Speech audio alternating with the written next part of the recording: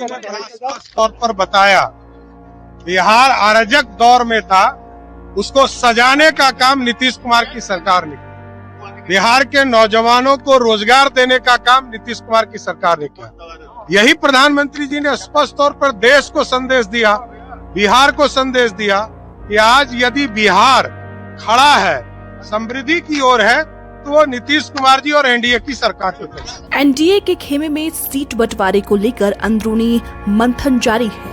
इसी बीच एनडीए खेमे से बड़ी खबर सामने आई है। दरअसल उप मुख्यमंत्री सम्राट चौधरी और उप मुख्यमंत्री विजय सिन्हा दोनों ने अपने अपने विधानसभा क्षेत्रों से चुनाव लड़ने की तैयारी कर ली है। जानकारी के मुताबिक डिप्टी सीएम सम्राट चौधरी तारापुर विधानसभा सीट से मैदान में उतरेंगे। 16 अक्टूबर को वो नामांकन दाखिल करेंगे, जिसके लिए तैयारियां जोरों पर हैं। तारापुर से पहले ही जेडीयू और बीजेपी कार्यकर्ताओं के बीच समन्वय बैठकों का दौर शुरू हो गया है। स्थानीय स्तर पर एनडीए के नेता सम्राट चौधरी के नामांकन के लिए शक्ति प्रदर्शन की तैयारी में जुटे हैं।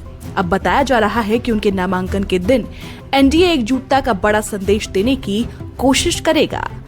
वहीं बिहार के दूसरे डिप्टी सीएम विजय सिन्हा भी 15 अक्टूबर को नामांकन करेंगे। वो पारंपरिक रूप से अपनी मजबूती माने जाने वाली लखीसराय विधानसभा सीट से चुनाव लड़ेंगे। विजय सिन्हा के नामांकन के दौरान बीजेपी के कई वरिष्ठ नेता मौजूद रहेंगे और इसे एनडीए की शक्ति प्रदर्शन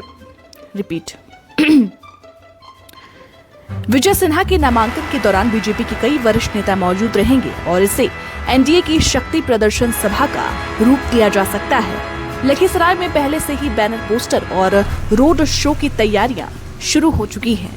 वहीं दूसरी तरफ अगर देखा जाए तो एनडीए में सीट का बंटवारा हो चुका है, लेकिन महागठबंधन के बीच अभी भी सीटों को लेकर खींचतान लगातार जारी है। जानकारी के मुताबिक राहुल गांधी 70 से ज्यादा सीटें मांग रहे हैं, लेकिन तेजस्वी यादव इतनी सीट देने के लिए राजी नहीं है। वही खबर ये भी आई कि तेजस्वी यादव बिना मुलाकात किए ही दिल्ली से पटना लौट गए।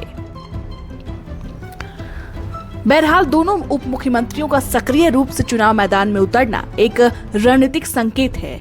इससे बीजेपी ये संदेश देना चाहती है कि वो केवल संगठन स्तर पर ही नहीं, बल्कि नेतृत्व स्तर पर भी पूरी मजबूती से चुनावी जंग लड़ रही है। सम्राट चौधरी और विजय सिन्हा दोनों ही बीजेपी के ओबीसी वोट बैंक में महत्वपूर्ण चेहरों के रूप में देखे जाते हैं। ऐसे में दोनों की संयुक्त उपस्थिति एनडीए के लिए सामाजिक समीकरणों को साधने में मददगार साबित जरूर हो सकती है।